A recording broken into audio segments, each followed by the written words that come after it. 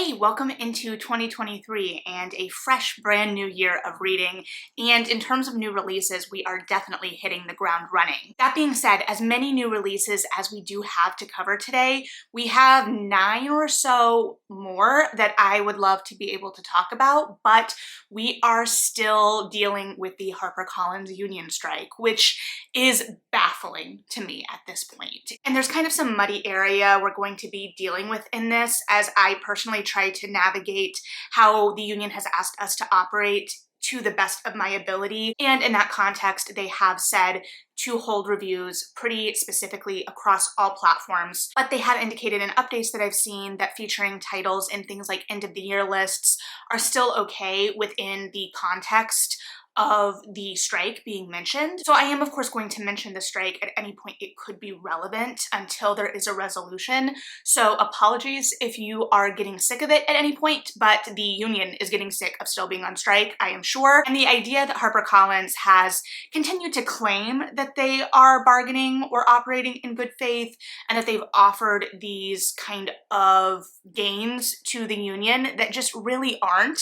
Additionally, they claim that they are on par with other major publishers in terms of pay and opportunity, but that is not the kind of win that they think that it is, because we know that this industry has major problems in terms of how it treats its employees and who can afford to take opportunities based on that, the burnout rates we're seeing, etc., etc., and the fact that all of these authors deserve the best. The fact that we're moving into January and there are still titles I can't talk about. There were titles I was anticipating talking about in December that I can't talk about, and now we are entering a brand new year with books that in theory shouldn't be getting reviews. Now, we are seeing a little bit more crossing of the picket lines in that as well as this kind of drags on, and I think that that is what HarperCollins is hoping for. They're hoping that people just kind of get tired and forget. So our aim here is to not forget and keep supporting these workers who are behind making these books happen. So the fact that at this point they are hurting their workers and their authors, something that the union has clearly worked really hard to try to prevent,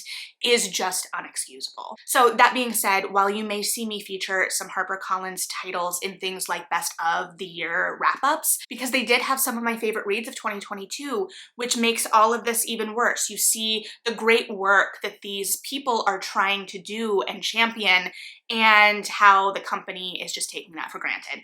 So we may still feature some of those, but in terms of these kind of monthly anticipated, I am taking the more conservative route, and I will continue to watch the union directives for updates. If you have seen updates that I am unaware of, please feel free to let me know, because I am trying to do the best by the union and authors. So with all that being said, we still have a lot of January titles to discuss. December was a little slower as anticipated, but still a little bit busier than I expected, all things considered, and we are really pushing out of January with some really big anticipated titles right out of the gate. And with that being said, one of our first releases, January 3rd, is The Stolen Heir by Holly Black. This is a continuation of the Cruel Prince world following Oak, who we met as a child in The Cruel Prince and was very relevant and prominent in the plotting of those novels. And so here he is taking center stage. We're returning to some characters that we met in those books that I may need to refresh myself on. I have been a fan of Holly Black's Fae worlds for a long time. She has been writing them since I was in high school, and we really saw them become very much repopularized with The Cruel Prince, and I think and would argue might have even become more popular than they were when I was a teen. And I have been meaning to go back to those books in relation to some of her books when I was a teen as well, to see if there were some characters that showed up in The Cruel Prince that were in some of her older books, because I don't remember, but I can't promise that that's going to happen. I also can't promise that I will actually revisit the Cruel Prince series before reading The Stolen Heir, but it seems to be set up as its own kind of world and kind of thing, so we will clearly be having callbacks to that series, but I think it's going to stand on its own, in the same way that when I was a teen, Tamora Pierce was obviously huge, because she's still huge, but my first introduction to her work, and I am still woefully behind on her work for how well read I was as a teenager, was Trickster's Choice. And that series, that duology, follows the offspring of many prominent characters in her other works. And even without that working knowledge of those other characters, I was able to enjoy that duology as its own entity. That being said, I could still tell that we were referencing characters that we had met in other worlds and other books. So, well, the same world, because it was all part of the same world. Tangent aside, The Stolen Heir is coming out. We're following Oak. I anticipate this being incredibly buzzy, especially with how popular The Cruel Prince has been in online spaces since it came out. So one to keep our eye on for sure. And then we have The Villa by Rachel Hawkins, her next thriller, and potentially the first book I will talk about for the year. We'll see. Just because the last 2 years, the first book I have talked about has been a Rachel Hawkins book. This one follows two friends who have been kind of estranged as they go on this kind of Italian getaway together to kind of rekindle their friendship, but the history of the place they're staying is a little storied. The place that they're staying is notorious for a stay in the 70s where a famous rock star composed one of their most famous albums, but I believe they were also murdered at this place. And the way it's described in the blurb gives me a little bit Manson vibes, though maybe not exactly because you know how that all went down, but also that kind of Percy Shelley, Mary Shelley, that house party that ends in the creation of Frankenstein. And knowing Rachel Hawkins, she could very well be playing on both. So I'm very excited about this one because I definitely found myself a little bit more compelled by The Wife Upstairs in terms of her thrillers. And I think she's just very good at creating fast-paced, kind of ominous environments. She has always been great with quippy dialogue. We've seen that, or I've seen that in her young adult fiction. And I think that both that pacing and quippiness and deftness to the dialogue that served her so well in young adult has translated very well in her transition to adult genres in both thriller and romance. So I'm excited to see how she continues to carve out her voice in this space because I think that the last 2 years have really been establishing her in both spaces. It's also mind-boggling because she has released both a thriller and a romance for the last 2 years. So 2 releases a year. I am anticipating the same this year because we still have another brother in the X-Hex series and we are getting this thriller in January. So I can't even imagine going at that pace in terms of production, especially switching your brain like that, but she's doing it and hopefully also taking care of herself. But I am looking forward to this one, even if it is not an MLM thriller. She teased something about potential or the potential for like MLM thrillers on Twitter one time, and I want to see her write that so badly, but the kind of atmosphere of this I think is going to be great. And I love a kind of contained, I love a house story, whether it's haunted by actual ghosts or history or secrets or what have you. I'm a sucker for houses and forests, so I think this will serve me well, and hopefully I will report back on this sooner rather than later. And then speaking of romance series with magic, we have Back in a Spell by Lana Harper. This is the third in the Witches of Thistle Grove series that started with Payback's a Witch. I have not yet read last year's From Bad to Cursed. That is definitely on my list. And Back in a Spell is following Nynaeve Blackmore, the kind of storied magician witch, and she is being set up by a friend with Monty, the bartender that we met in the first book who I loved. I assume we also spent some time with him in the second book for this to be set up in the third, and he does not have magic, but he begins to develop magic. So even though the date that they went on didn't go super well, it was apparently pretty awkward. Again, I'm just going off the blurb here. He starts to develop magical powers, which is apparently something that only really happens if you have been kind of associated with someone in a witch family. So it is kind of associated with partners of witches, and at the same time, Nynaeve's magic starts to go haywire. So this sounds like it may be a little bit of magical forced proximity and these kind of circumstances putting these characters that kind of butt heads and may not initially see the magic in each other, but having them kind of reevaluate how they're seeing the world. And I just really enjoyed Monty in the first book, so I am excited to see them get a romance as well. And the blurb does say that Monty is non-binary, so this is additionally a queer magical romance, as the first one in the series was as well. And then we have a new Talia Hibbert, but not just any new Talia Hibbert, her first, I believe, young adult, Highly Suspicious and Unfairly Cute, and this looks like it is going to be an utter delight. I am so excited. First, Hibbert is always a delight, but here we have two kind of ex-friends on a wilderness retreat that presumably does not go according to plan, because when does it ever? But not only are they ex-friends, they are also academic rivals. We have the star of the football team, who is kind of a golden boy, who his ex-friend Celine thinks left her to kind of be more popular, and she is not popular despite her online popularity as a kind of content creator, talking about conspiracy theories, just her thoughts, UFOs, whatever. But despite her popularity online, she is not a part of the in-group at school, and she really feels this kind of betrayal that she perceives in being left behind, which is totally relatable. I'm also really excited. Again, I haven't been reading as much in young adult, but seeing the kind of current young adult landscape and reality reflected here in Celine's character. So I'm anticipating the same kinds of joy and banter and just delight in this book that we get in her adult romances. So admittedly, probably a lot less naughty, but still, I am very, very excited about this, so we will keep our eyes out for this one as well. I mean, we're keeping our eyes out for all of them, that's why we're here, but you know what I mean. And then a new fantasy, Song of Silver, Flame Like Night by Emily Wen Zhao, who is admittedly an author that I have not read before, but this follows a young woman in a kingdom that has been colonized and the magic has been kind of suppressed. And when her kingdom and her city were taken over, her mother was murdered and she was left behind with this mysterious symbol, but no one else can see it until she comes in contact with a boy who is connected to this fabled magic of before. And this character that connects her to this ancient form of magic leads her out of the city into the mountains and forests, where some of the practitioners and masters of this magic are hidden away, and they are planning an overthrow of this regime. So sweeping worlds, big stakes, and new magic systems. I am excited to see what this is going to be, especially because the blurb, I believe, says that it does feature Chinese mythology, and I love when mythology and folklore are woven into these worlds, so very excited to see what this looks like. And then we have The Social Climber by Amanda Pellegrino, which is about a young woman who seemingly has it all.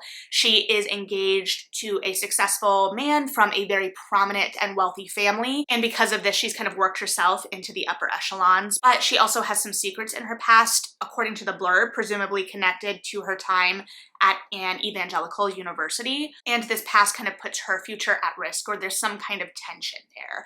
The blurb kind of gave me Luckiest Girl Alive vibes, and I admittedly really disliked The Luckiest Girl Alive. I thought it was very poorly paced. It kind of drug on, teasing this, reveal, but no one was likable, and no one has to be likable. We don't have to have likable characters, but there was nothing in that book that really made me want to stay in that world, that compelled me beyond this carrot that was kind of being dangled. And because of the way everything else was, it was kind of very obvious that that was the carrot being dangled. So I have some hopes that this will kind of explore or get at some of the same things as Luckiest Girl Alive. Is clearly not going to be the same, but I'm hoping that it will kind of be what I wanted that book to be, if that makes sense. And then we are on to January 10th with some more huge releases. We have Hellbent by Leigh Bardugo. This is the second in the Alex Stern series, the first being Ninth House. I admittedly really need to go back and read, or reread, I should say, Ninth House, because I do not remember it to the depth I am going to need for the second book. This is, I think, 2 years after the release of Ninth House that this is being released. I don't remember, but I am excited for this. I will admit that Ninth House wasn't, my favorite thing that I've ever read, but I did solidly enjoy it. I am a little conflicted because I don't know that I'm going to buy this book, because the cover is disturbing enough that I'm like, I don't know that I need this on my shelf. But I guess we will see how much I enjoy it and whether I think I need a complete set. I am hopeful that this kind of continues to elevate from where we were in Ninth House, and that Ninth House was a lot of setup, because I think that there's a lot of potential here. So very excited to see how Bardugo continues to build worlds outside of the Grishaverse and what we play with here. And additionally, Dark Academia has just become more popular since the publishing of Ninth House, and Bardugo has continued to become more popular since the release of Ninth House, so I think that this will be a big, big book this year for sure. And speaking of big, big books, we have Prince Harry's memoir, Spare. This book may win the Best Title of the Year award for sure. We'll see what we get, but it's just so cutting and perfect. It's simple, it's to the point, it packs a punch. I know there has been a lot of controversy around this book, especially with people rating it early. I have not watched the Harry and Meghan Netflix show because I was dealing with family stuff during the premiere of that and just did not have the headspace for any of that. And I've admittedly tried to stay away from some of the more upsetting parts of their story and the upsetting parts of how people talk about their story online and kind of live in the magic of that umbrella picture. But I am intrigued by this book. I already have it pre-ordered on Libro.fm, especially because he reads it. So I am very excited to see what this is gonna look like, especially because I assume that this book is born of extensive, expensive therapy. So we'll see what we get. I don't know that I'm anticipating any major revelations here because I do want to respect individuals' privacy,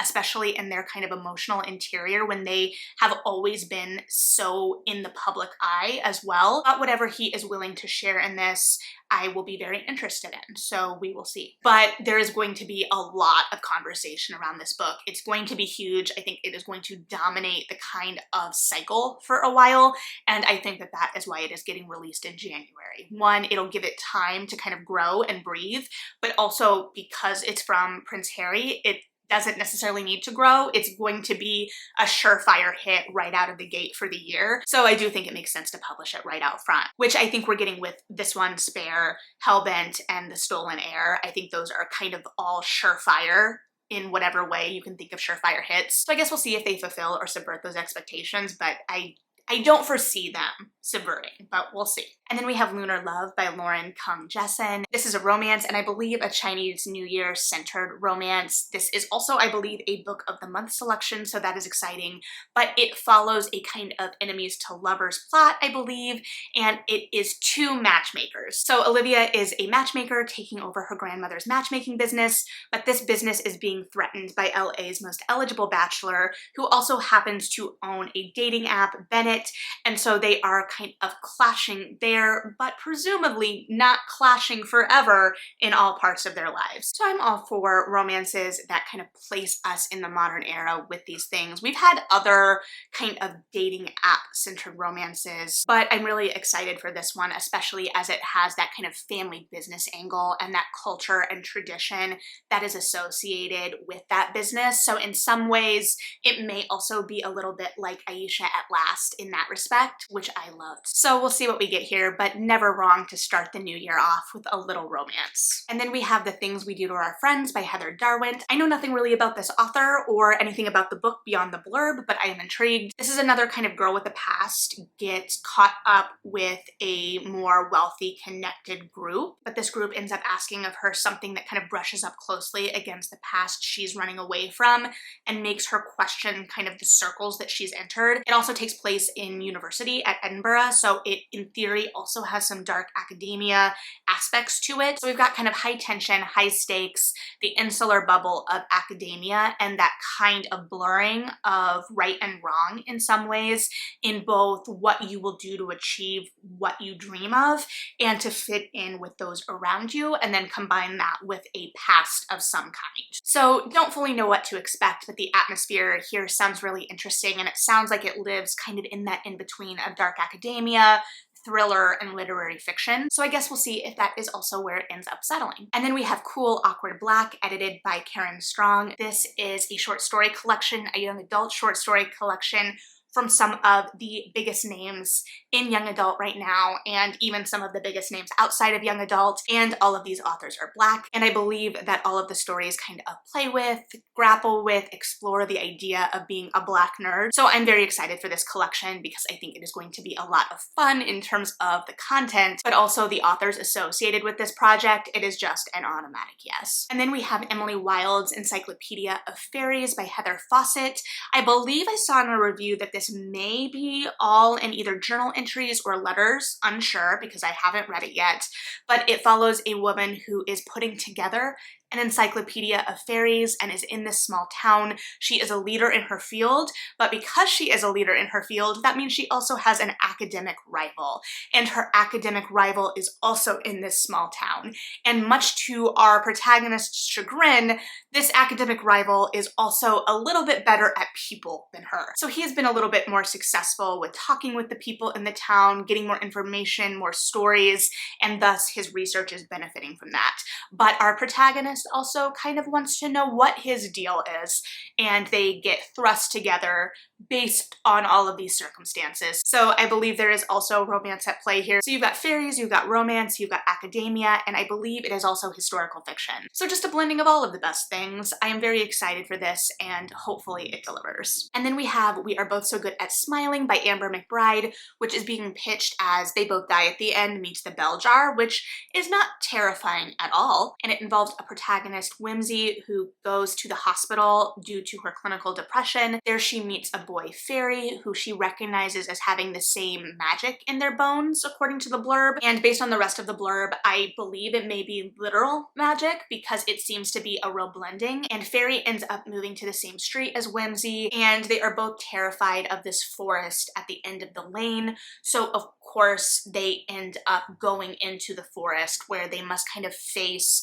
a lot of these fears and things in their past and whatnot. So based on the books that are being blurbed with it, I am very nervous about what the liminal space of the forest represents in this book, but also super compelled with how powerful that is as a representation and what this is probably exploring. And just also based on the blurb, the way that it seems magic is going to be blended into this to really explore especially mental health, as well as just the absolutely fabulous cover. I'm super compelled by this, and I think it is going to be a balance of realism and fairy tale to kind of deal with a lot of harder themes, as fairy tales kind of came into being to deal with a lot of harder things. So we'll see what this is, but super, super intrigued for sure. And then moving on to the 17th, we definitely have some HarperCollins titles on this release day that we're not going to talk about. I mean, every release day in theory. I'm also very paranoid that I've missed some of these that are indeed HarperCollins imprints, so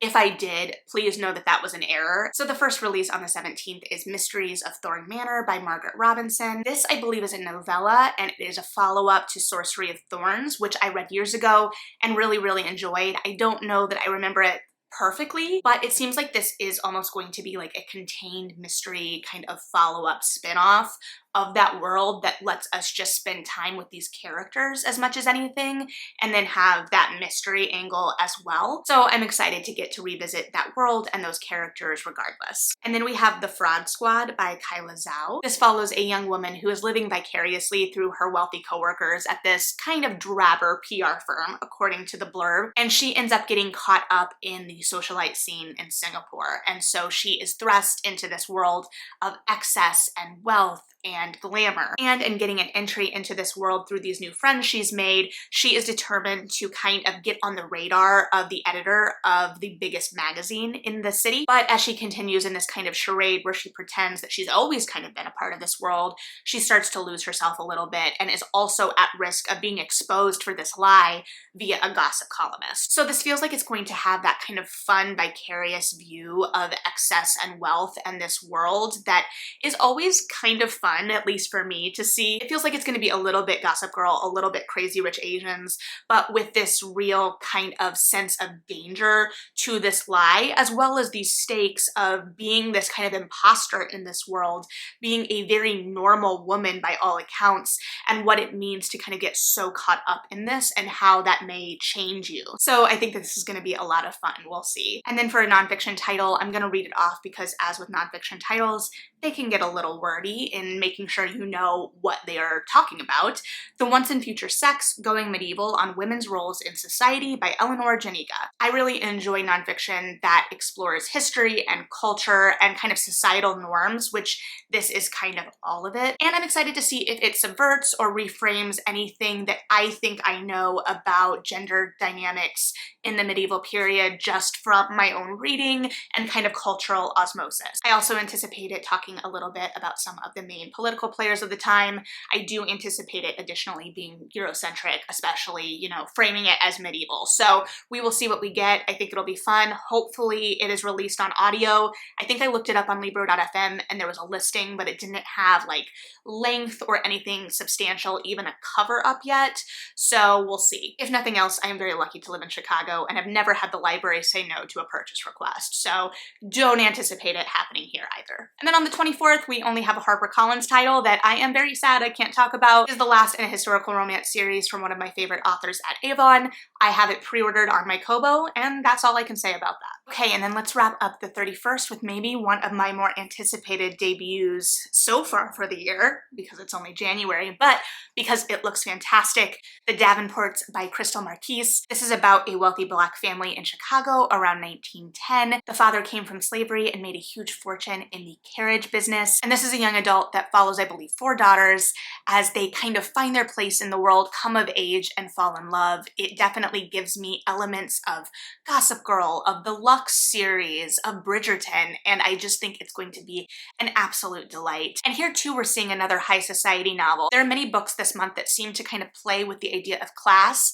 and many of them that are kind of playing with an escapism in excess, also many that are interrogating that wealth as well. But I find it very interesting, especially if we're looking at things kind of centered around the Gilded Age and that era. We are kind of seeing a similar wealth distribution, I would argue, now. And I'm no political or economic expert by any means, but one, I find that fascinating, and I do think that when we see times of economic downturn, there is a bit of escapism into that kind of idea of wealth. I think we saw it with Gossip Girl in the 2000s as well, but I don't know. So I think we're seeing some of these trends. I'll be interested to see if it continues into the rest of the year as well, but I'm very excited for this book. It seems like it's going to be full of joy and love and just letting us play in that kind of escapism, and so I'm excited for that, as well as for the books that kind of explore and interrogate those ideas a little more actively as well. So I think we'll see a full spectrum here. Still a lot, like I said, that's coming out in January. We've talked about a lot, and we've skipped over a lot because of the strike. So what have I talked about that you're excited about? What have I not talked about that you're excited about? Let's get the ball rolling or dropping for 2023. Hard to believe we're here, but here we are. So let me know what you're thinking. Thanks for hanging out. Read something good, like and subscribe if you feel like it, and yeah, bye.